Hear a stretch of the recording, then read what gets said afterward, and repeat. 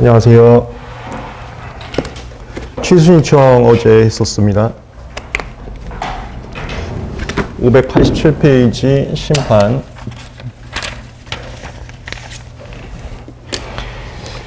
어제 필기자료 띄워놓으면서 밑줄 한번 쳐보면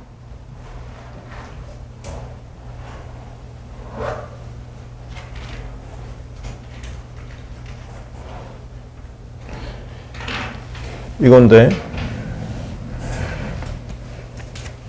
2번 심리방법. 첫 번째 줄 심판은 구심리 또는 서면심리로 한다.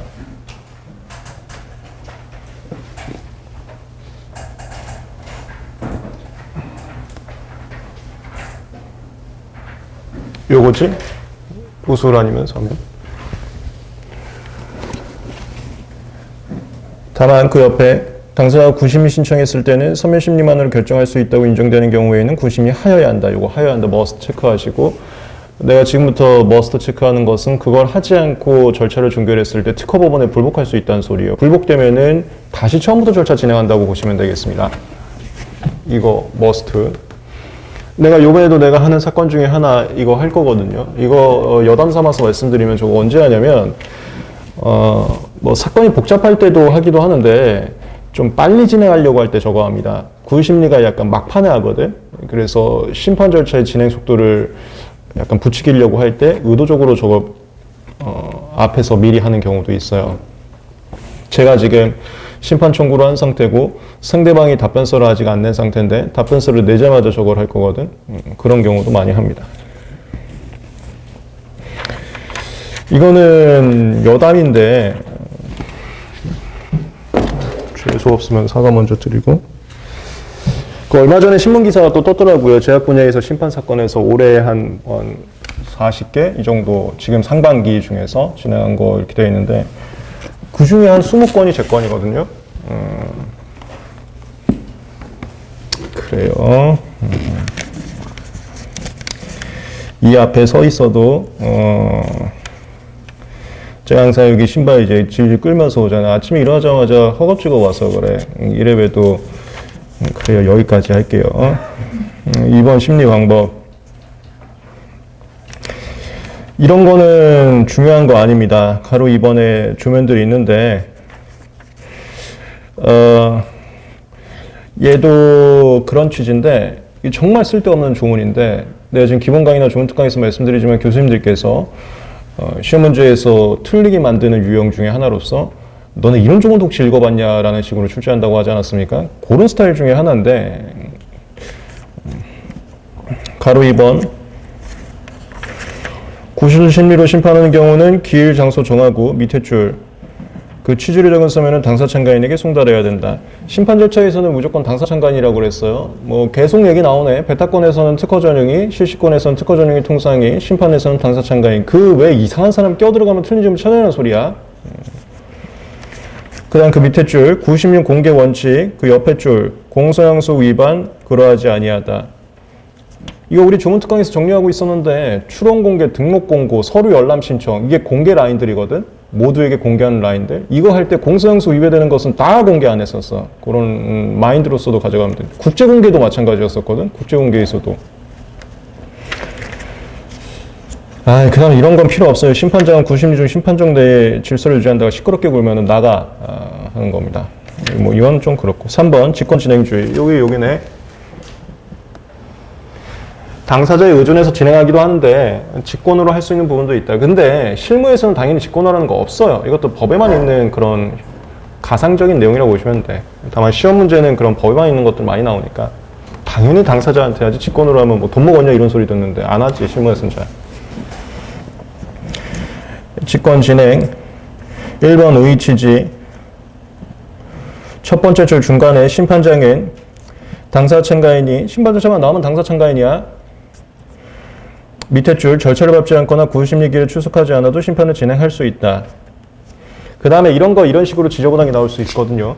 내가 요즘 머스트 안 써놓은 거 있잖아. 그거는 할 수 있다로서 그 절차를 진행해도 되고 안 진행해도 되고, 그러니까 안 진행했다고 해서 뭐라고 할 수 없고 그런 라인으로 나오거든. 그게 머스트와 아닌 거 구분하는 라인. 2번 이것도 마찬가지야. 이거 가끔가다 시험 문제 나오거든. 병합하거나 분리하는 것은 전부 다 재량이지 왜 병합 안 했어? 라고 뭐라 할 수가 없어요. 첫 번째 줄 심판관은 제일 옆에 심리 또는 심결을 병합하거나 분리할 수 있다. 지금부터 초점받는 것은 must냐 할 수 있냐냐 이런 쟁점들입니다. 3번 넘어가고 588페이지 직권 탐지. 직권 탐지라는 게 뭐냐면은 이거 기본 강의에서도 개념을 말씀드렸었는데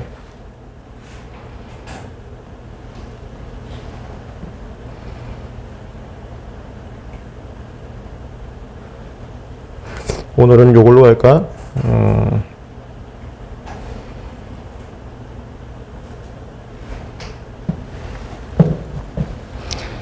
우리가 심판 절차는 소송 절차하고 굉장히 흡사합니다. 소송 절차에서는 여기 판사님이 있고 소를 제기한 사람을 원고, 소를 제기한 사람을 피고라고, 소 제기 당한 사람을 피고라고 하고 이 사람의 대리인, 이 사람의 대리인 와서 이걸 어떻게 하냐? 먼저 사실관계를 수집합니다.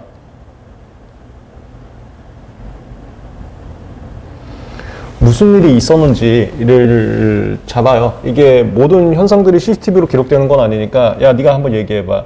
그거 입증할 수 있어? 너도 얘기해봐. 그거 입증할 수 있어? 해서 그들이 주장한 거에 대해서 입증된 것까지만 수집을 하는 거야. 입증된 사실관계를 수집하게 됩니다.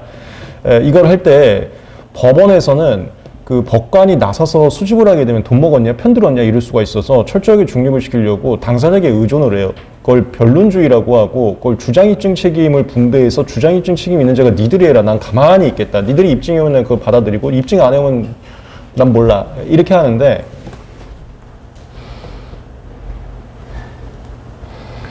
이게 법원에서는 철저하게 당사자에게 의존하는데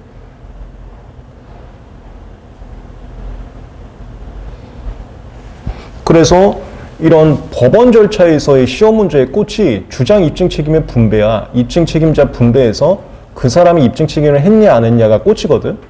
왜냐면 입증 책임이 안 되면 입증 책임자한테 지는 판단을 하거든. 당사에게 의존한다의 꽃이 입증 책임이야. 주장 입증 책임이라고 하는데 주장 그냥 말만 하면 되는 거 아니야. 핵심은 입증 책임이 된다고. 그래서 이 라인들 시험 문제가 나오는 거고. 근데 심판에서는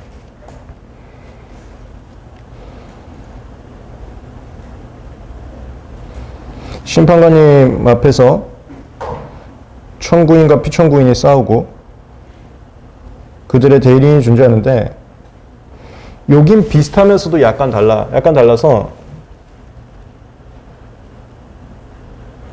여긴 직권이 가능해. 그래서 우리 지금 좋은 특강에서도 정리하고 있고 기본 강의에서도 말씀드렸었는데 법원 쪽 가면 신청에 의해서인데 우리 특허청이나 심판원 쪽은 항상 신청 또는 직권 그 옆에 또는 직권이 붙었었거든. 그 직권적인 것이 좀 심판에서 많습니다. 특허청에서도 많고요.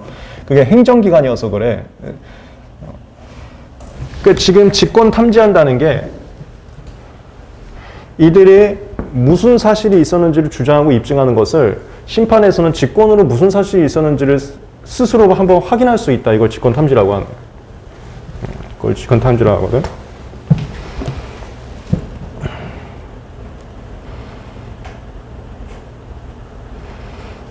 그래서 무슨 일이 있었는지를 보고 그거에 대해서 입증하는 것도 직권으로 할 수 있다. 이걸 직권 탐지라고. 나중에 민사소송법 배우시게 되면 더 자세하게 할 건데 지금은 이 정도 개념만 적어두시면 되겠습니다. 그래서 이 라인이 뭐냐면 어제 필기자료 다시 가면 이거야. 청구인 주장하지도 아니한 무효심판에서 무효사유를 직권으로 볼 수 있고 그 다음 필요한 증거자료가 있으면 직권으로 증거를 조사할 수가 있어. 이걸 직권 탐지라고 하거든. 그 4번의 직권 탐지주의에서 1번 의의취지 밑줄 칠 필요는 없고 변론주의와 상반되는 개념이라고 써있는데 그게 이거야.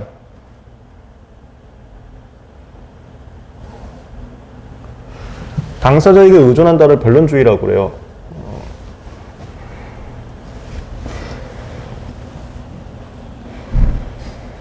2번 사실 또는 증거의 직권 탐지. 1번 첫 번째 줄 심판에서는 당사 참가인이 신청하지 않은 이유에 대해서도 심리할 수 있고 이게 직권 심리라고 하는 거야.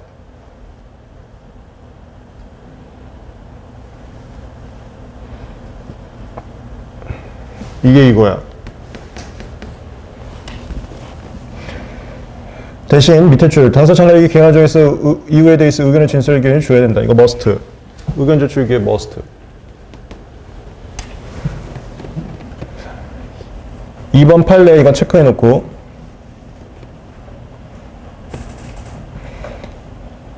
3번 직권탐지주의 한계 이것도 심시험 시험 문제 나오거든요. 첫 번째 줄 끝에 당사자가 신청하지 않은 청구 취지는 못 건드려.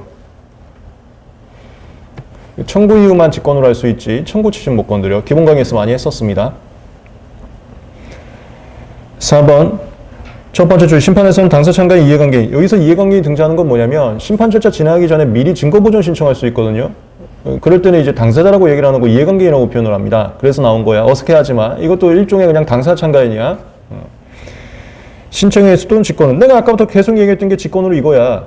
그러니까 지금 우리가 하는 게 직권 탐지잖아. 그러니까 우리가 하는 건 이거 신청 말고 직권 얘기하는 거야. 직권. 이거 직권 증거조사 증거보존. 증거조사 증거보존할 수 있다. 그 다음에 밑에 줄 심판장은 직권으로 증거조사 증거보존했을 때에는 밑에 줄 기간을 정해서 의견 제출기에 줘야 된다. 의견 제출기에 must.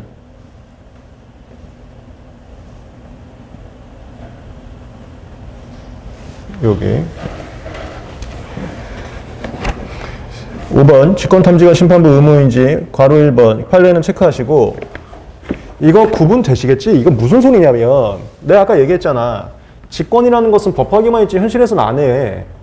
그래서 직권으로 진행할지 직권으로 심리할지 직권으로 증거조사할지는 심판관님 마음이야. 하고 싶으면 직권심리 하는 거고 하기 싫으면 직권심리 안 해도 돼. 다만 머스트란 건 뭐냐면 직권심리를 했다면 의견 제출 기회를 머스트 해주라는 소리야. 그래서 직권심리 할지 말지는 재량이고 할 수 있다고 했다면 의견 제출 기회는 머스트 하여야 한다고. 이 하여야 한다와 할 수 있다 잘 구분해. 그 얘기거든 여기. 직권심리도 머스트인지 아니라고. 직권심리는 할 수 있다고. 하고 싶으면 하고 말고 싶으면 말고. 현실에서는 안 해. 안 해. 당연히 안 해. 편 들어준다고 욕먹거든. 그 다음에 589페이지 괄호 2번 이거 판례 체크하세요. 얘 나중에 판례 강의에서 할 건데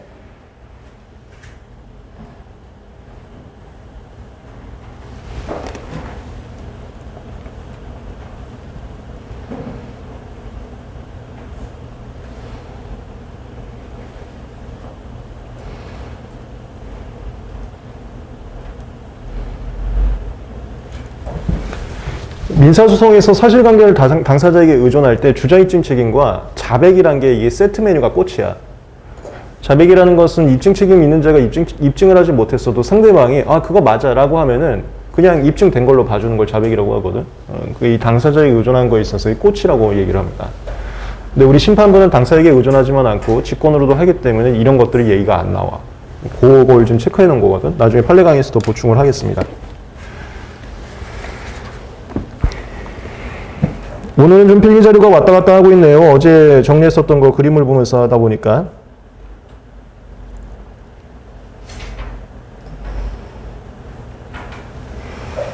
그 다음에 589페이지 제적 기피의 피. 이거 여기다. 이거 하는 거.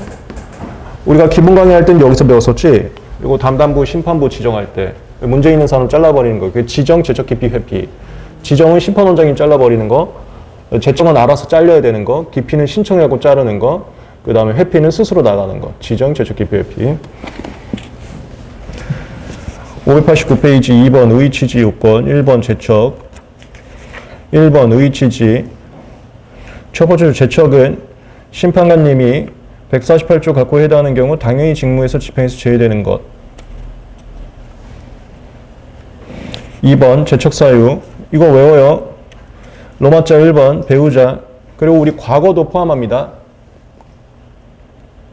로마자 2번 친족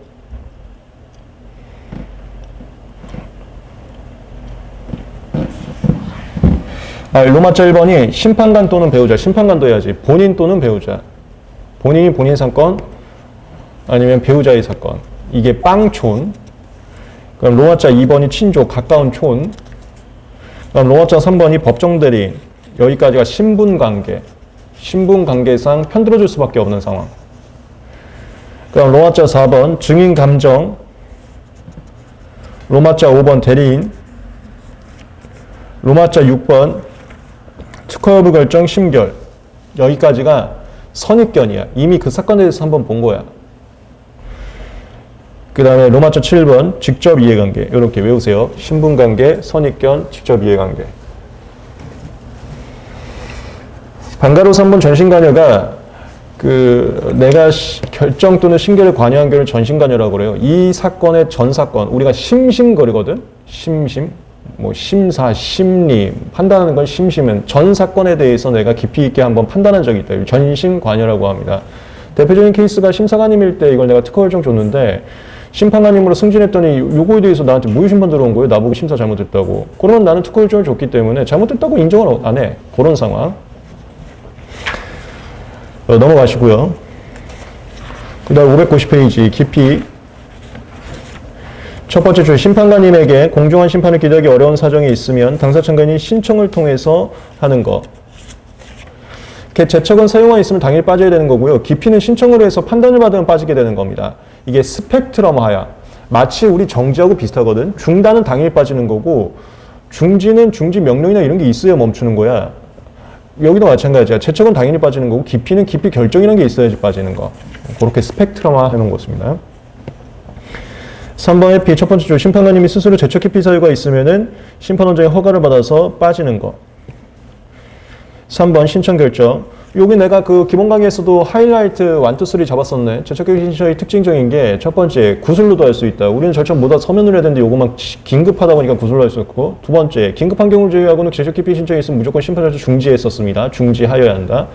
그 다음에 세 번째 제척 깊이 사유는 제척 깊이 신청할 때 안 내도 돼. 3일 후에 내도 돼. 3일 안에 내도 된다. 당장 안 내도 된다. 이 1, 2, 3의 특징적이었던 거야. 이게 사안의 시급성 때문에 다른 절차들과 다른 특이점들. 얘는 시험 문제 나오는 거야.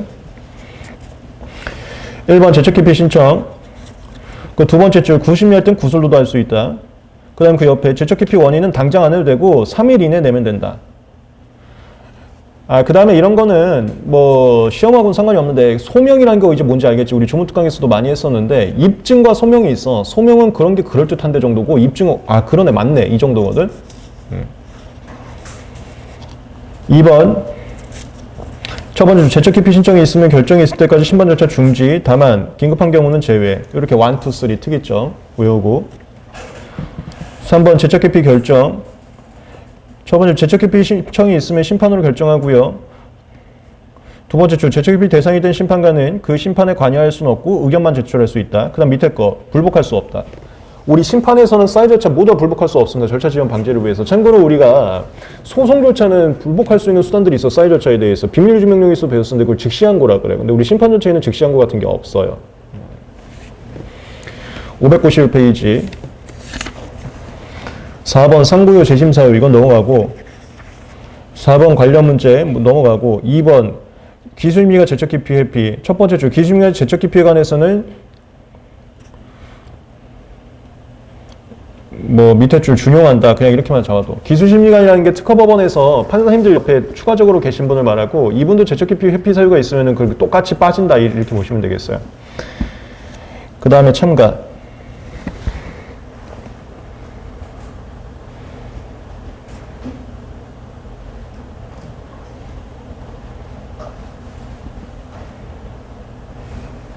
참가 이거지?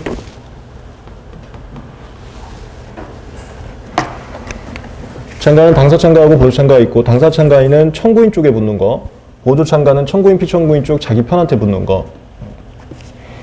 당사 참가 보조 참가의 차이점은 당사 참가 같은 경우는 청구인이 심판 조치를 취한다 하더라도 참가인이 이어받아서 진행할 수 있는 거고 보조 참가는 그걸 못해. 그렇게 차이점이 있었어요.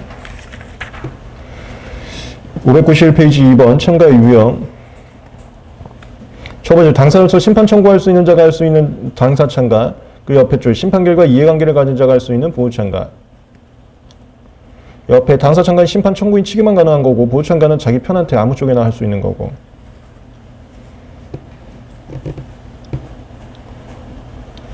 3번 참가 요건. 첫 번째 청구인 적격. 이게 당사 참가야. 니도 심판 청구인 할 수 있었는지. 이게 당사 참가 요건이고 그 옆에 심판 결과 이해관계. 이게 보호 참가야.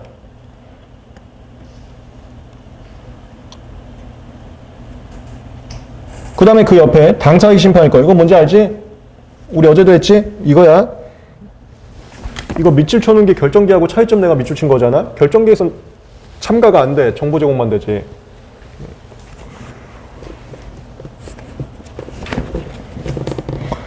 그 다음에 그 옆에 심리종결 전일 것. 이거 뭔지 기억나요? 이 모든 절차들, 서면 내거나 사인 절차 받는 것은 심판 절차 종료 전까지 할 수 있고, 심판 절차 종료하는 게 저거 심리종결이야. 심리종결 전까지 해라. 다음 페이지. 4번 참가 신청 취하 결정, 1번 신청 및 부본 송달. 첫 번째 줄 끝에 심판장은 참가 신청이 있는 경우 참가 신청 부본을 기존 당사 참가인에게 송달하고 의견 제출 기회를 머스트 준다. 이분들이 이걸 받으면 그 사람 들으면 심판 절차 지연만 되고요. 그 사람 별로 이 심판과 관련해서 특별한 직접적 이해관계도 없고요. 빼세요. 들어오게 못하게 하세요. 이렇게 하는 거예요. 그 다음 2번 취하.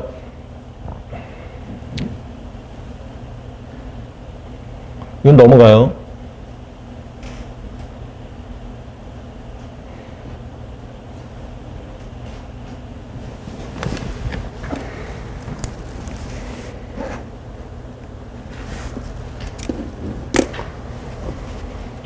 그 다음 3번 결정 및 불복.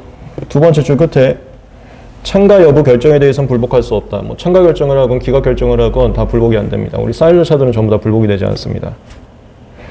5번 참가의 효력, 1번 참가인 지위, 반가로 1번 당사 참가인. 첫 번째 당사 참가인은 옆에 줄 피참가인이, 이 피참가인이 심판 청구인 얘기하는 겁니다. 심판 절차 취한 후에도 심판 절차를 속행할 수 있다. 반가로 2번 보조참가. 보조참가인은 옆에 줄 일체의 심판 절차를 밟을 수 있다. 요게 모든 심판 절차 얘기만 나오면 당사 참가인이라고 얘기하게 되는 근원이 되겠어요. 그 다음에 가로 2번 심판 절차 중단 중지 사유. 첫 번째 줄 참가인에게 중단 중지 원이 있으면은 그 중단 중지는 피참가인에게도 효력 발생한다. 이거 기본강에서도 많이 했었는데 당사 참가인 중 한 명이라도 중단 중지 원이 있으면 다 멈춘다. 이렇게 하면 되는 거야.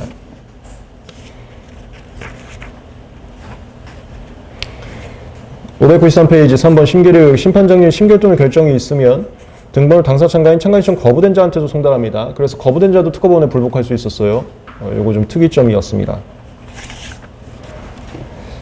594페이지 이해관계인.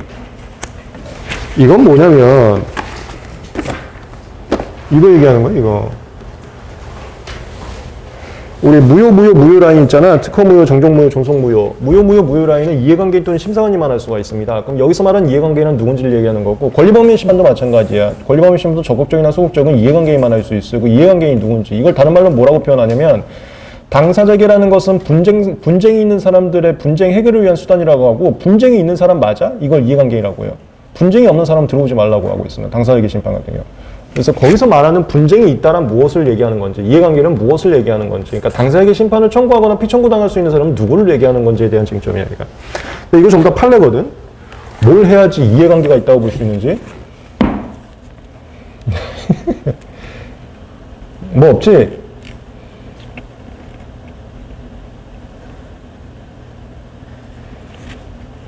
그래.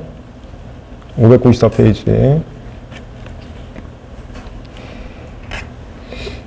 심판 청구는 적격으로 했어. 이해관계인.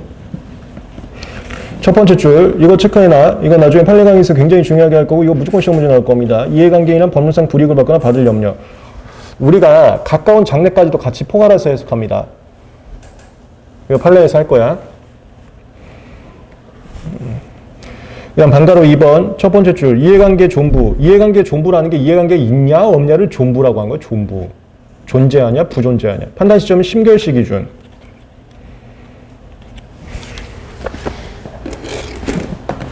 나중에서 판례 강의에서 할 건데 그냥 알아만 둬요. 기본 강의에서도 잠깐 언급을 했었을 것 같긴 한데,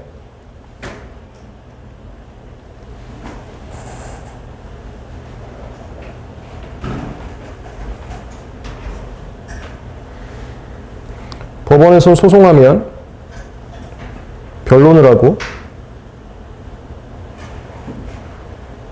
그 다음에 변론을 종결한 다음 판결합니다.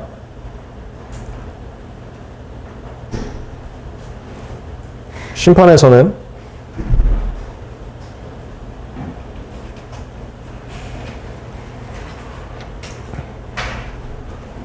구술이 필수가 아니야. 사건이 보짝할 때만 하고 아닐 때는 구술 안 하는 경우도 있어요. 특히나 지금 코로나여갖고 구술 중요한 사건 아니면 웬만하면 안 합니다. 그래서 우리는 구술 종결이라는 게 없어. 그래서 기준 저기 뭐라고 하냐면 심리 종결이라고 그래요, 우리는. 그리고 심결하거든. 이게 나중에 좀 헷갈릴 건데, 우리 안타깝지만 기본 강의에서도 그렇고 좋은 강의에서 말씀드렸지만 특허법에서 이 민사소송 관련된 절차들을 시험 문제 많이 나옵니다. 나중에 판례 가면 이거에 대해서 많이 배워야 될 건데, 무슨 기준 시점이라는 게 등장해. 기준 시점 할 때마다 요 단어가 등장하거든요. 변론 종결시. 그냥 이름만 알아두세요. 변론 종결시. 이걸 기준으로 뭔가를 판단해. 그거에 대응되는 우리 심판이 심결시야. 방금 이해관계가 있는지 없는지는 심결시 기준한다가 나중에 소송에서는 변론 종결시 기준한다 이렇게 나오거든. 그 다음에 소송에서는 그 절차 끝나는 거 있지. 서면을 내거나 사이드 절차를 밟거나 모든 걸 할 수 있는 마지막 시점이 변론 종결시거든. 절차를 밟을 수 있는 마지막 종결 시점. 그게 우리 심판은 심리 종결시야. 요 일단 알아놔. 지금은 안 헷갈릴 건데 나중에 판례 강의 가면 이런 것들 많이 나올 거여서 거기서 헷갈릴 수 있으니까 절차를 밟을 수 있는 마지막 시점은 소송에선 변론 종결시, 심판에선 심리 종결시. 그 다음에 뭔가의 판단의 기준 시점은 소송에선 변론 종결시, 심판에선 심결시.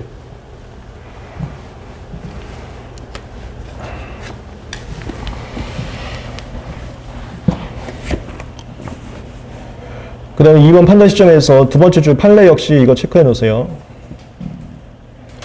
3번 법적 취급. 그 두 번째 줄 심결 각하됩니다. 이해관계인이 아닌 사람이 심판하면은 각하 심결해버려요. 4번 관련 문제. 전용 실시권자나 통상 실시권과 같이 실시권자들이 자신의 특허에 대해서 무효 심판을 청구할 수 있는 이해관계가 있는지 이거 2차 시험에 바로 나왔고 1차 시험에도 몇 번 나왔는데 이거 당분간 시험 문제 계속 나올 겁니다. 595페이지 반가로 3번 판례 반가로 4번 이거 체크하세요. 실시권자도 무효 심판 청구할 수 있습니다. 됐어, 넘어가. 596페이지. 공동심판이란 게 뭐냐면 여기서부터 또 어려울 수가 있어. 왜냐면 민사소송 얘기가 들어오는 거거든요. 민사소송법적 논리가 들어오는 건데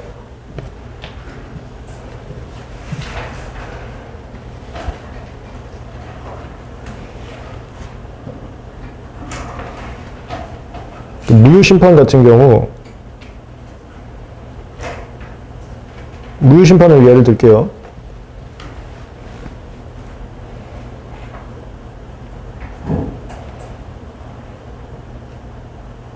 청구인과 피청구인이 싸우는 건데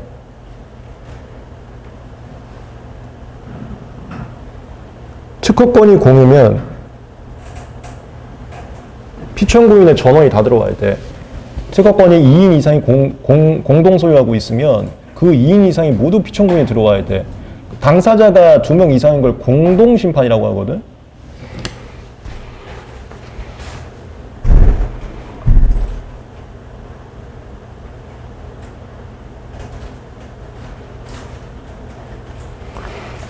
그리고 이런 말도 그냥 알아만 둬.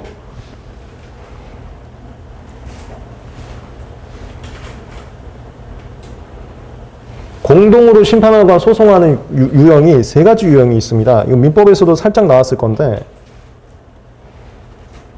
통상공동 그냥 용어만 알아둬요. 자세한 논리까지는 나중에 할게. 유사필수적 공동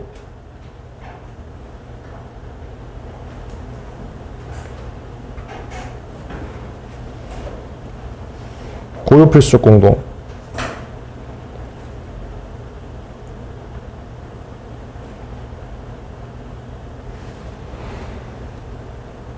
통상공동은 공동으로 소송이나 심판을 제기했어도 서로 결론이 다 다를 수 있어. A하고 B하고 둘 다 예를 들어서 뭐 이쪽이었어. 근데 A는 이기고 B는 질 수 있다고. 그걸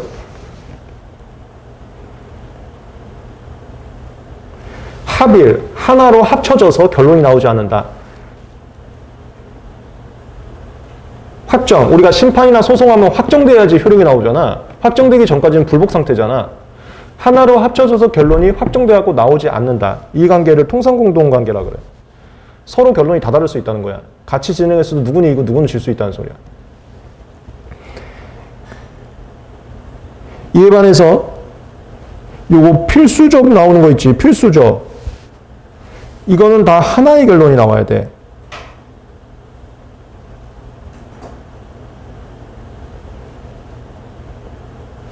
둘이 결론이 다를 수가 없어. 이거 고유필수적했지? 그럼 공유특허권자가 핀처분에 들어오면은 특허권자 A는 이기고 특허권자 B는 지고 이런 거 있을 수 없어. 다 같이 지고 다 같이 이기는 거야. 그걸 필수적 공동이라 그래. 하나의 결론이 나온다. 근데 이 둘은 뭐가 다르냐면 유사필수적 공동은 같이 해도 되고 혼자 해도 돼. 절차를 같이 해도 되고 혼자서 해도 되고. 여긴 반드시 절차 같이 해야 돼. 같이 안 하면 바로 각하야.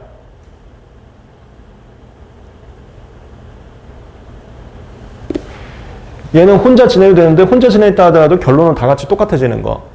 얘는 무조건 같이 진행해서 결론이 딱 똑같아지는 거. 이렇게 통상, 유사필, 고유필 세 가지 유형이 있어. 그 중에서 우리 특허법에서는 이 관계는 안 나와.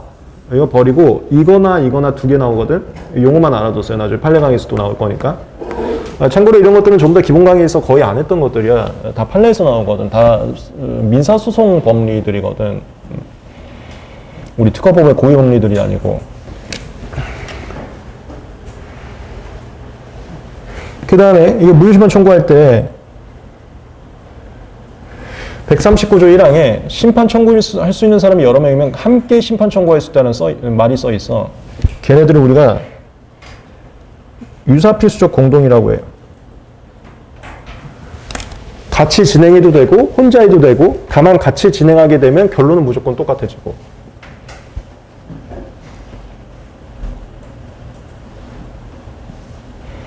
이게 공동이야. 다시 얘기할게. 공동이라는 게 이 청구인만 봤을 때 얘가 2명 이상인 거, 그 다음 피청구인만 봤을 때 얘가 2명 이상인 거, 그걸 공동이라 그래. 그랬을 때 이들이 2명 이상일 때 이렇게 관계가 있거든.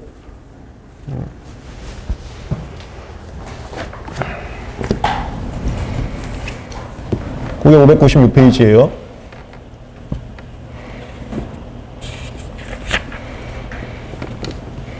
1번 이해관계 내 심판. 여기는 일단 첫 번째 줄 동일한 특허권에 대해서 옆에 줄 무효심판이나 밑에 줄 권리범위한 심판 청구한 자가 2인 이상이면 공동으로 심판을 청구할 수 있다. 이 할 수 있다가 하여야 한다가 아니거든. 하여야 한다가 아니어서 고유필이 아니야. 그리고 얘는 통공도 아니고 유사필로 봐. 그래서 유사필.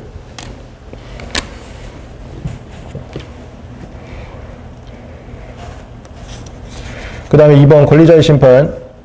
1번 공유인 특허권의 특허권자에 대해서 심판 청구할 땐 공유자 모두를 피청구인. 그 다음에 옆에 특허권 특허를 받을 수 있는 권리의 공유자가 공유인 권리에 심판 청구할 땐 공유자 모두가 공동으로 청구. 이제 고유필이야. 그래서 만약에 공동으로 안 하잖아. 각하돼. 이거 너무 많이 했지? 특허권이나 특파권이 공유면은 출원, 존속기간 출원, 심판 무조건 같이 해야 된다. 같이 안 하면 문제 생긴다. 597페이지. 아, 이거 너무 많이 했네. 그 첫 번째 줄 중간에 공동심판의 청구인이나 피청구인 중 1인에게 심판 조차 중단 중지 원이 있으면 모두에게 효력 발생한다. 이거 아까도 했지? 당사 참가인 중 한 명이라도 중단 중지 원이 있으면 다 멈춘다. 됐어. 598페이지.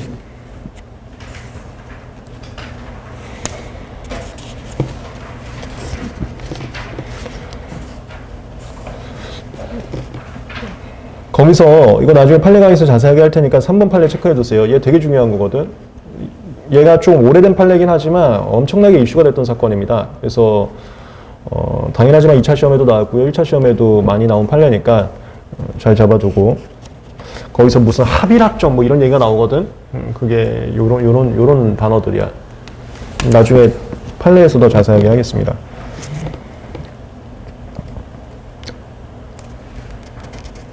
그 다음에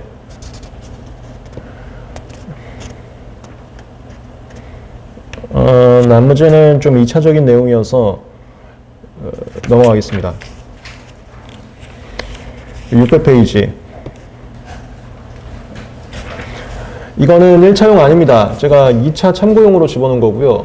심사에서도 우선심사나 신속심사 이런 게 존재하는데 심판에서도 우선심판이나 신속심판이 존재합니다. 이게 심판받는 속도를 결정하는 건데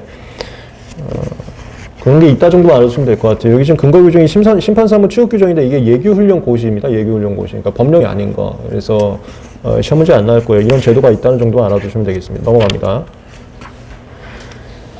602페이지 중복심판. 602페이지 중복심판하고 604페이지 1사부지는 이건 매년 시험 문제 나오는 건데 그리고 올해 2차 시험에도 출제 가능성 굉장히 높은 건데 이거 전부 다 판례에서 할 겁니다. 그래서 지금은 체크만 하고 넘어가겠습니다. 중복심판이라는 것은 똑같은 애가 똑같은 심판을 여러 번 하는 거예요. 뭐하러 그러고 있냐는 거야. 그걸 이제 중복심판이라고 하고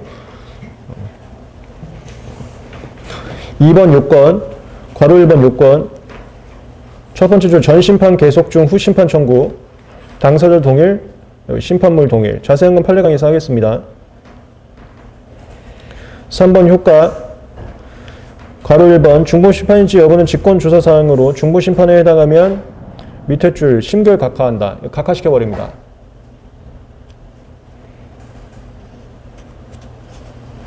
4번 중복심판 청구의 판단 시점 반가로 1번 판례 체크해두고요. 굉장히 중요한 겁니다. 그 다음에 603페이지 이건 넘어가겠습니다.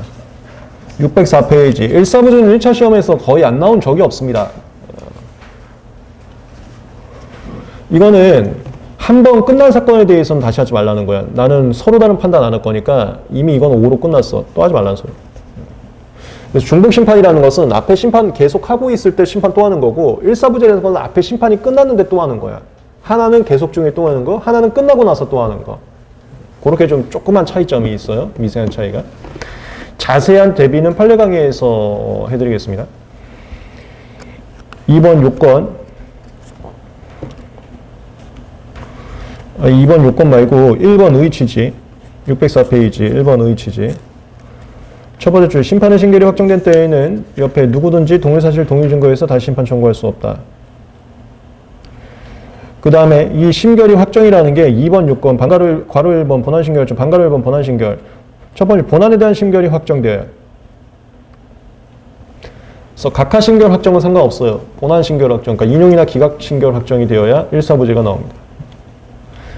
그 다음에 2번 동일사실 반괄호 1번 동일사실에서 사실이라 하면 동일한 권리에 대해서 동일한 원인을 이유로 하는 특정한 사실을 말한다. 이거 좀 많이 어려운데 무효심판 같은 경우 무효사유 생각하시면 되는 거야.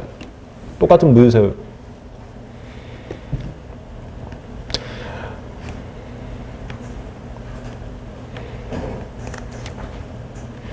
반괄호 4번 체크하고요. 이거 시험 문제 자주 나옵니다. 그 다음에 605페이지 괄호 3번 동일증거 이거 맨날 시험 문제 나오는 거야. 그래서 반괄호 1번 동일증거에 대한 논의 나번 판례 여기 대법원은 이거 체크해 두고요.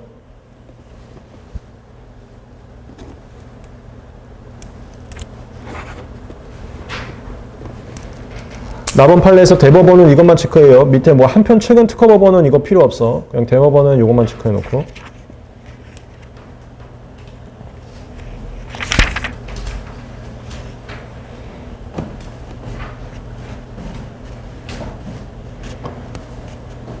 그 다음에 606페이지 5번 동일심판 이거는 쟁점이 없어요. 이건 넘어가도 좋아.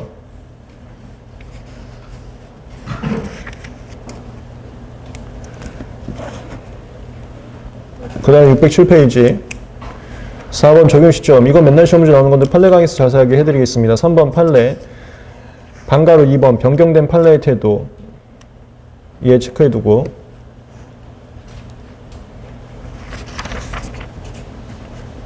608페이지 5번 효과 반괄호 1번 신결 각하 첫 번째 1사부지로 위반 심판 청구는 각하 심결 각하시켜버립니다. 그 다음에 6번 관련 문제, 괄호 2번, 일부 쟁점만 확정된 결과 중복되는 경우, 이것도 시험 문제 자주 나오는데, 이거 판례 강의에서 다 소개해드리겠습니다. 요거 체크해 두세요.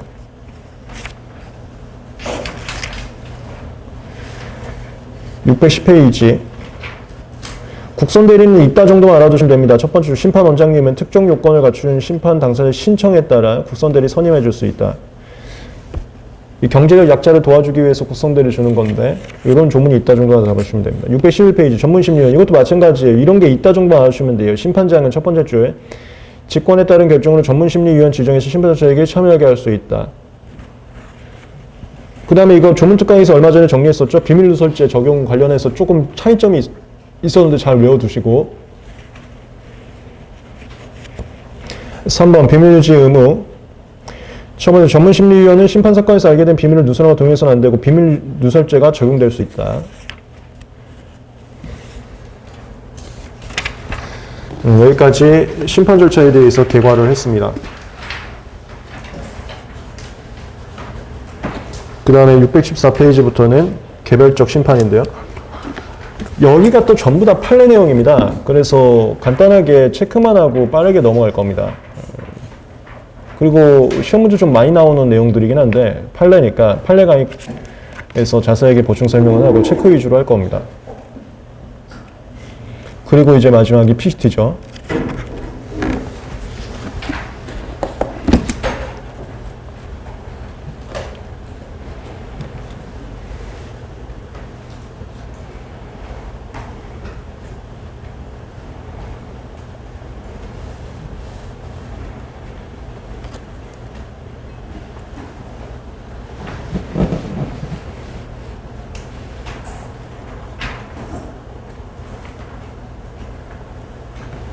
거부심,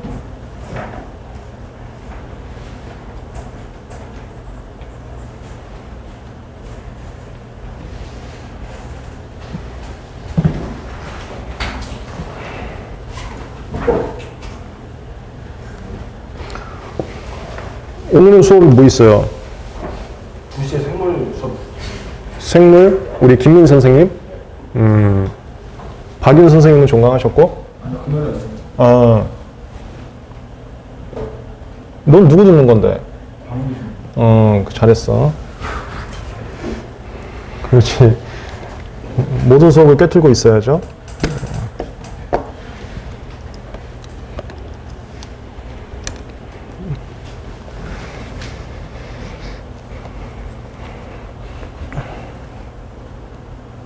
거부심,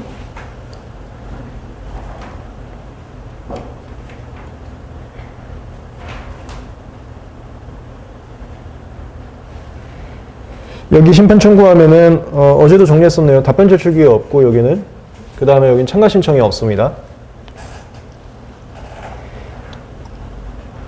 심판 청구하면 심판원장님이 방시심리하고 그 다음에 심판장님께서 또 방시심리하고 그 다음에 이제 본안을 들어가게 되는 거고, 본안을 들어가게 되면 이거예요. 1번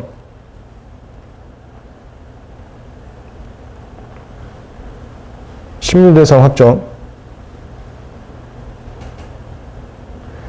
여기서 만약에 보존각하에 대해서 불복이 있으면 보존각하 여부에 대해서 위법성을 먼저 보게 됩니다.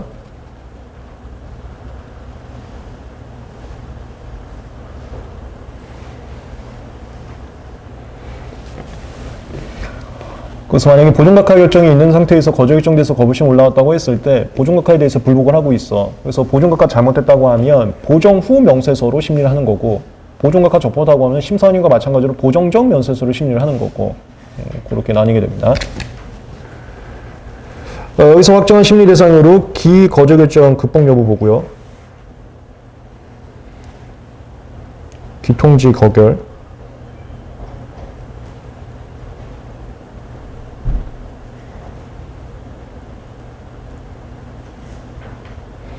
극복이 안 됐으면은 얘는 거저 결정하고 똑같은 게 기각신결이야.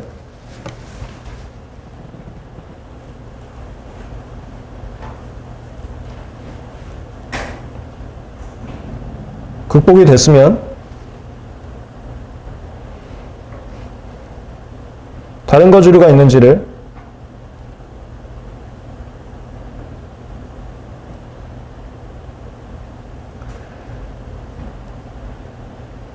심판님께서 스스로 판단할 수도 있고요. 근데 이건 법에만 존재하는 거라 그래서 실무에서는 안 합니다. 심사관님한테 보통 내려보냅니다. 그걸 환송한다라 그래요.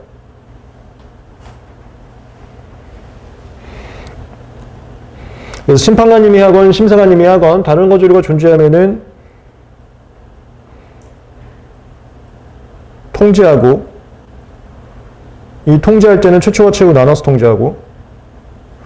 참고로 내가 이 조문 특강에서도 말씀드릴 거고 기본 강의에서도 말씀드렸지만 거불심은 존속기간 연장 추론 거불심은 시험 문제 안 나옵니다. 한 번도 나온 적이 없어요. 나 그래서 지금도 얘기하는 거 특허 추론에 대한 거불심 얘기하는 겁니다. 존속기간 연장 추론에 대한 거불심이라는 것은 최초 최후 구분을 못하지? 못하잖아. 거긴 최후라는 게 없잖아. 그러니까 나 지금 특허 추론에 대해서 얘기하는 거야. 존속기간 추론 말고. 존속기간 추론은 요거 빼고 다 똑같다 보시면 돼.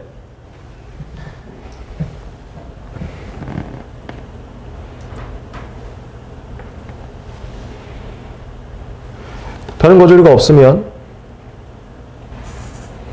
특허 결정합니다. 만약에 자판할 때는 특허 결정 심결하는 거고 심사관님 할 때는 특허 결정하는 거고 심판관님은 특허 결정 심결도 할 수 있었지. 내가 그냥 자판으로 여기다 써놓을게. 특허 결정 심결.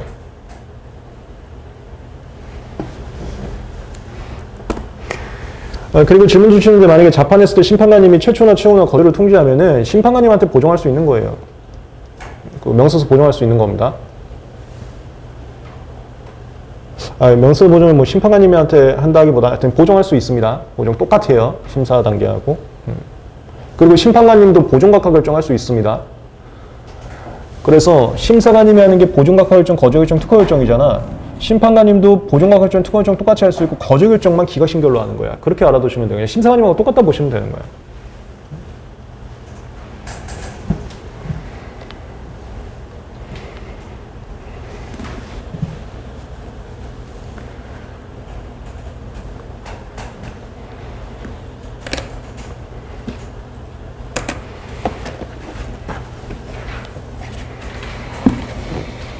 (614페이지) 거울심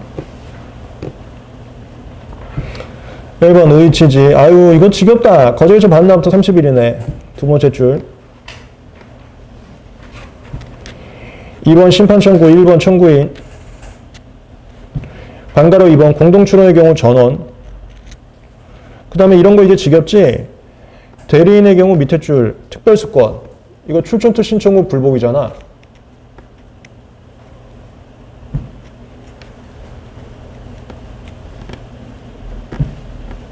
너도 눈빛 깡패네. 눈빛으로 굴복시켰어? 이게 강한 눈빛과 불쌍한 눈빛이 있는데요. 너 원래 평소에는 주먹질 하잖아. 그치? 근데 이제 불쌍한 눈빛으로 굴복시키네. 잘했어. 눈빛 보스. 그래요.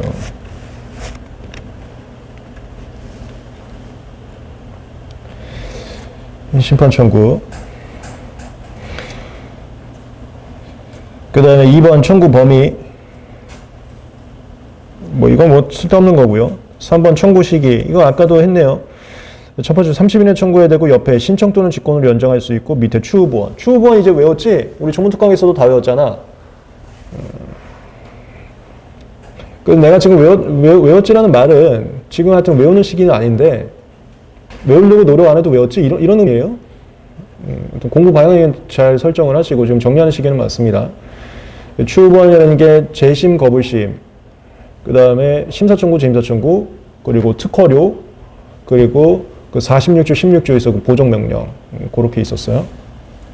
615페이지, 심리심결.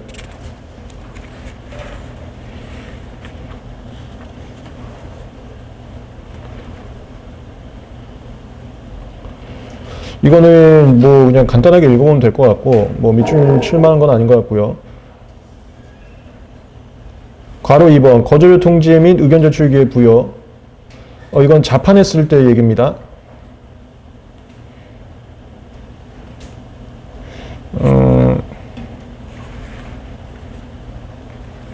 615페이지 반가로 2번 170조 2항 반가로 가번 다른 거절 이유. 첫 번째 줄 거절 결정 이유와 다른 거절을 발견한 경우에만 적용한다. 이게 이거거든요. 이게 아마 기출문제 지문에도 나온 적이 있을 것 같은데 환송하지 않고 자판했을 때 요게 얘기입니다. 그래서 논리적으로 적용하면 너무 당연한 소리인데 문장적으로 나왔을 때 어색해 하시는 사람들이 있더라고요.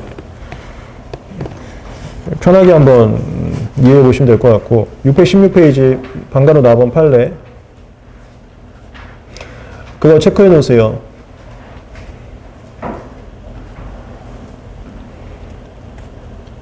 그 다음에 가로 3번 심결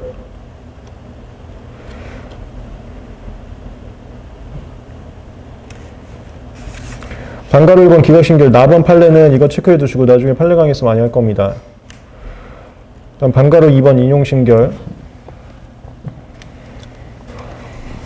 4번 기속력 여기는 이쪽이야. 환송했을 때. 그래서 조문을 읽건 책을 읽건 시험 문제를 풀건 일단 기통지 거저 결정이 극복됐을 때 이게 자판하는 상황인지 환송하는 상황인지 나눠서 잘 적어놨어요. 둘이 완전 적용 조문도 다르고 적용 범위도 달라지니까. 지금 요거는 환송했을 때입니다. 4번 기속력. 첫 번째 줄 환송되어 심사원이 다시 심사하게 되는 경우에는 거기 만약이란 단어가 있지 이게 자판 안 했단 소리야. 근데 실무에선 전부 다 환송해. 자판 없어 실무에선. 심결에서 취소의 기본이 된 이유는 그 사건의 심사관이 기속한다. 이게 뭐냐면 기통지 거저 결정은 잘못됐대. 그럼 그걸로 또 거저 결정할 수 없어. 이걸 기속력이라고 해요. 617페이지부터 제가 편하게 기본 강의에서 말씀드렸던 거 썰 풀어놨으니까 한 번만 읽어보시면 됩니다. 그 다음 619페이지 정정. 정정은 무조건 이거 외우는 거야. 여긴 조문하고 판례 문제가 나오는데 조문 문제는 저거 하는 겁니다. 이거 한번 또 리마인드 해볼까? 조문 특강에서 또 할 건데.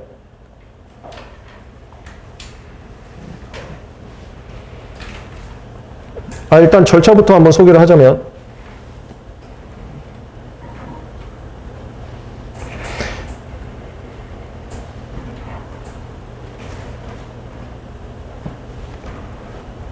정정 심판을 하건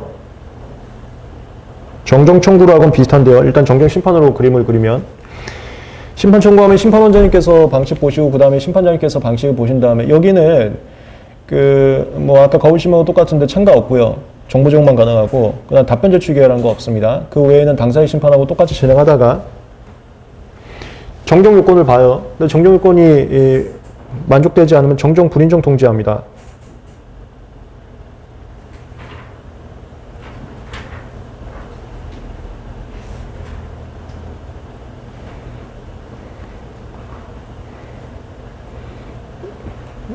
그 기간을 주고 이 기간 내에 의견서나 보정서 낼 수 있어요. 그리고 나서 심리 종결하고 심결합니다.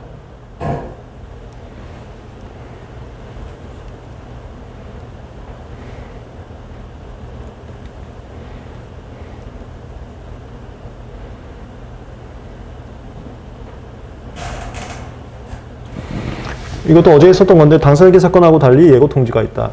거불심도 똑같거든. 거불심도 어떻게 되냐면 이게 결정계 사건의 특징이야. 대신 거불심에는 전제 조건이 들어가. 현실에는 없는 법에만 있는 상상적 조건. 그게 뭐냐면 기거저 결정 잘못됐어. 그 다음에 자판할 거야. 이게 일단 전제 조건이 들어가. 자판했는데 새로운 거절가 있어. 그럼 여기 거절을 통지하거든.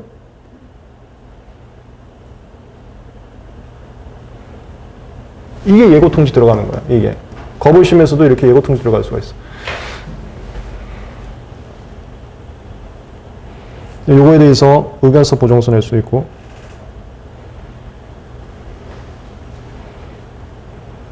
다 고려해서 심리 종결하고 심결하죠.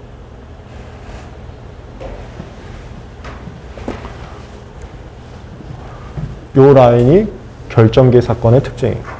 그리고 어제도 했지 취소 신청도 특허청에서는 결정계라고 소개한다고 했었잖아. 그래서 취소 신청도 이게 있었지. 취소유 통지하고 기간을 주고 거의 의견서와 정정할 수 있게 했었지. 의견 정정.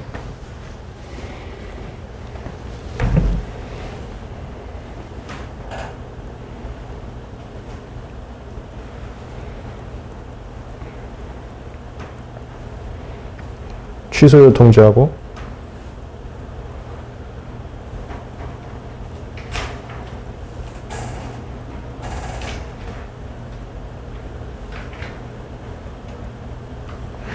여기는 심결 라인이 아니니까 심리종결이라는 거 없습니다. 그냥 바로 결정이야.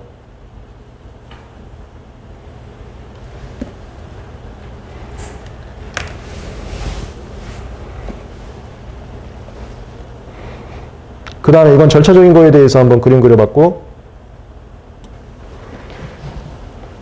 영동에서 시험 문제 나오는 게 이거야. 정정심판, 정정청구.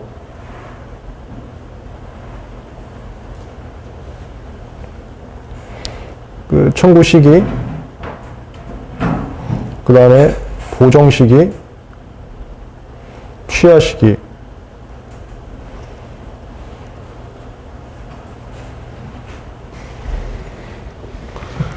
정정심판은 136조 2항.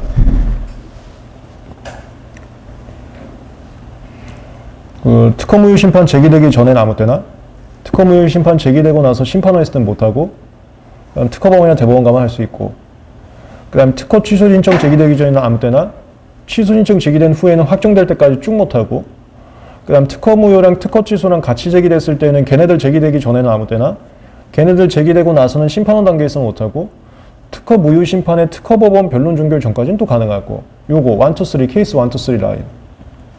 이거에다가 플러스 7항인가요? 그 소급해 있는 애들은 다 이 규정이 들어가거든. 특허권 소멸 후에도 할 수 있다. 다만 소급 소멸은 제외. 요거 들어가고. 그 7항인가? 7항 맞아요? 7항 맞아?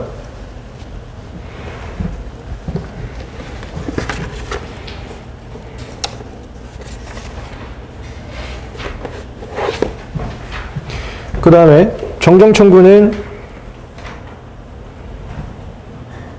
정정무효는 내가 외울 필요 없다 그랬어. 특허무효하고 똑같으니까. 얘는 답변 제출 기간, 직권심의에 따른 의견 제출 기간, 새로운 증거들과 새로운 모의사유 추가했을 때 심판장님이 지정한 기간. 1, 2, 3. 이거 어제도 했었지? 그 다음에 특허 취소 같은 경우는 취소율 통지에 따른 의견 제출 기간. 그게 여기지.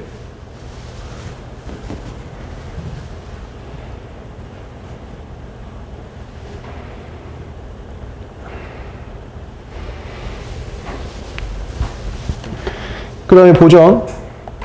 얘는 심판 절차 끝나기 전까지, 심리 종결 전까지. 얘는 정정 청구 기간 플러스 정정 불인정 통지에 따른 의견 제출 기간.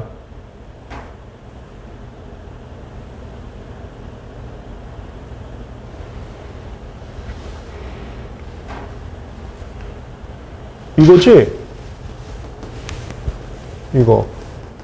여기가. 그 다음에 취하. 얘는 확정 전까지. 얘는 정정 청구 기간 플러스 1개월 플러스 정정 불인정 통지에 따른 의견 제출기간. 이게 그 정정에 의해서 청구 범위가 바뀔 수 있잖아. 그래서 다른 절차가 지연될 수 있잖아. 뭐 무효나 권리범위나 모든 절차들, 청구범위라는 모든 절차들, 걔네 절차의 지연 방지를 위해서 시간 잡아놓은 거. 무정시험 문제 나오는 거 이거. 1차건, 2차건. 좋은 특강에서 또 할 거야 이거. 그 다음에 마지막이 얘지. 정정 요건. 감잘명. 청구 범위 건드릴 거면 감추. 잘못된 기재 정정, 분명하게 기재 명확화.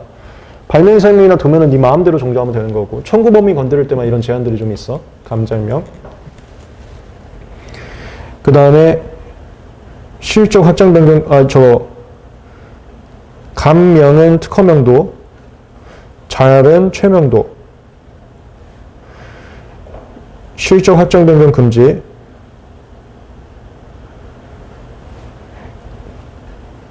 감잘은 독립특허요건. 독립특허요건 이건 무효사유 보는 겁니다.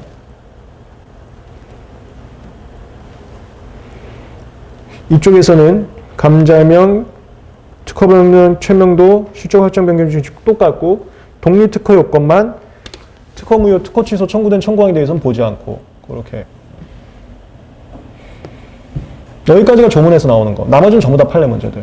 판례 강의에서 좀 많은 것들을 보충할 거예요. 여기가 판례 강의의 또 메인 파트거든.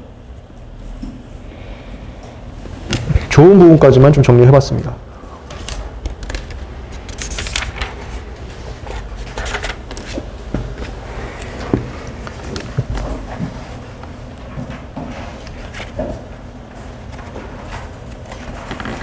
이제 100페이지 나왔네. 100페이지 나왔으니까 내일 한 50페이지 하면 한 50페이지 정도 보강할 것 같은데 보강은 제가 혼자 찍겠습니다. 너는 날 보고 싶으면 그냥 절로 오면 되는 거야. 얘 말고 또 날 보고 싶은 사람 있으면 절로 오세요. 저 앞에 그냥 뻔하게 날 보고 있는 거 허락하겠습니다. 알겠지? 뭐 언제 찍을지는 얘기를 해드릴까요? 아니면 알아서 내 옆에 맴돌래요. 이제 따로 찍는 거의 보강의 장점이 내가 시간에 구애 없이 시간 날 때 아무 때나 와서 찍는 거에 자유로움이 있어서 내가 참 좋아하는 건데 그 자유로움을 구속시키고 싶으면 내가 얘기를 해주고 그 자유로움을 인정해주고 싶으면 내 주변을 맴돌다가 들어오시던가 알아서 하세요. 하여튼 여기서 찍겠습니다. 여기서 615페이지 정정심판 2번 심판 청구, 가로 1번 청구인. 첫 번째 특허권자만 할 수 있고 옆에 특허권이 공인된 전원이. 그 다음 그 옆에 전질직거 동의. 이거 뭔지 알지? 정정하거나 특허권 포기할 때 전질직거 동의 받아야 되잖아. 그게 이것 때문에 그래. 정정하면 감축할 수 있잖아. 감축이라는 게 권리가 좁아지는 거거든. 그래서 처분행위 일종으로 보는 거야. 그래서 감축이 되면 전질직거 걔네들 권리도 좁아지는 거거든. 같이 종속되기 때문에. 걔네들 동의받으라는 소리야. 걔네들이 불이익이 생길 수 있으니까. 그리고 이 전질직거에서 잘 잡아도 직 동의받는 거 여기 이 특허권한테 특이하게 튀어나온 애였어. 직무범위에 따른 법정실시권자.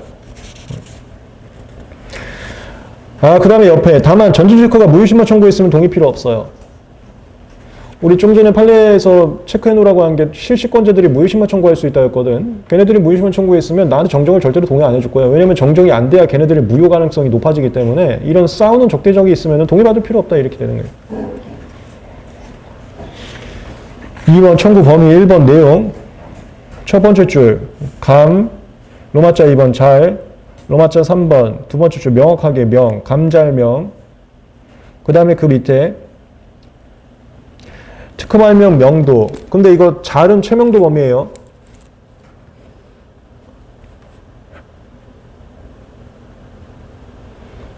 시험 문제에 저런 것도 심시험은 나옵니다. 감잘명 구분하는 거. 그래서 감명, 특허명도, 잘은 최명도. 그 다음 감잘은 독립특허요건. 감잘명에 따라서 구분하는 거. 이거 시험 문제 자주 나오거든. 그 다음에 세 번째 끝에 청구권 실종 확정 변경하지 않을 것. 그 다음 그 옆에 감잘은 옆에 출원했을 때 특허를 받을 수 있을 것. 이게 무효사유 없을 것이에요.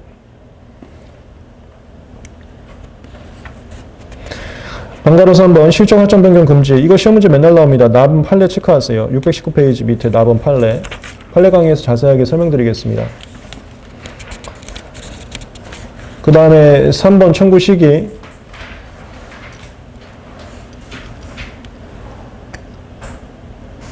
방가로 1번. 첫 번째 줄 끝에 특허 무효, 정정 무효가 심판은 계속되고 있는 경우는 밑에 줄 허용하지 않는다. 방가로 2번 취소 신청이 계속 중인 경우는 확정될 때까지 허용하지 않는다. 다만 특허 취소랑 특허 무효, 정정 무효가 같이 된 경우에는 특허 무효 또는 정정 무효의 특허범은 계속 중일 때 특허범 변론 종결 전까지 가능하다. 이렇게 1, 2, 3지? 1, 2, 3. 정정무효는 빼버려. 그냥 특허무효 꼽살이니까. 그래서 특허무효만 되고 있을 때, 특허 취소만 되고 있을 때, 특허무효랑 특허 취소만 같이 되고 있을 때 1, 2, 3.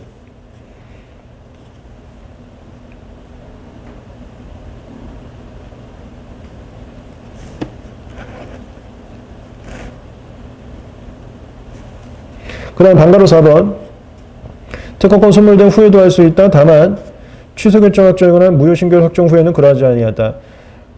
133조 1항 4호는 제외. 이게 소급 소멸은 그러하지 아니하다. 이거 소급해 있는 애들한테 다 있습니다. 무효 정정이거든 이게. 무효 정정한테는 이 조문이 다 있어. 특허권 소멸에도 가능하다. 다만 소급 소멸은 제외.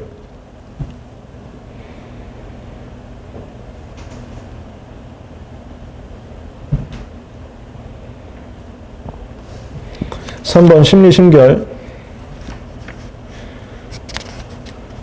621페이지 4번 판례 체크하고요. 이거 정정 불인정 통지하라는 겁니다.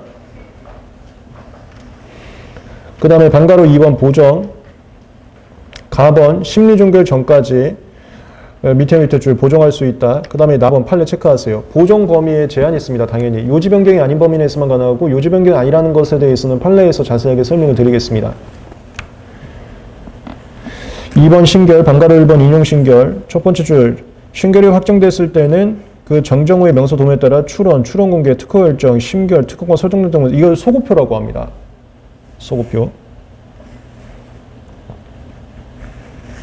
넘어가고 622페이지 4번 관련 문제 일부 인용 일부 기각이 가능한지 방가로 2번 판례 체크하세요. 이걸 정정의 일체성이라는 표현을 쓰는데 나중에 뭐 정정의 일체성, 보정의 일체성이라고 해서 이런 단어들이 나올 거예요. 그게 무슨 소리냐면 여러 군데를 정정했어. 그랬을 때 한 군데라도 정정 요건을 만족하지 않으면 전부 다 정정을 불허합니다. 그걸 일체성이라고 그래요.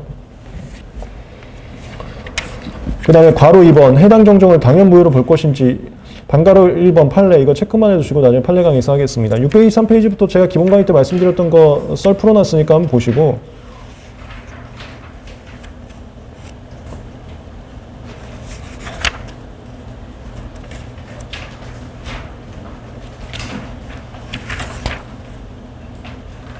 (626페이지에) 보존각하 결정 요건하고 대비해놨는데 이거 우리 조문특강에서 또 할 겁니다.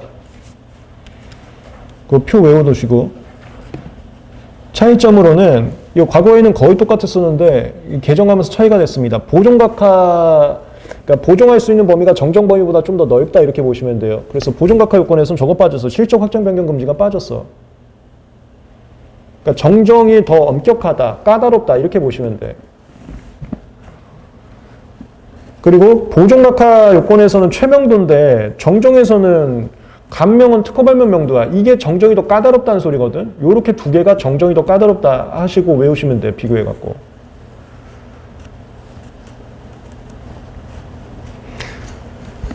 그 다음에 뭐 치산 차이점이라고 하면 보존각하는 감잘 명만이 아니라 빼박도 있잖아. 그 빼박이라는 게 정정 요건은 없거든. 근데 내 표에는 빼박은 안 써놨어요.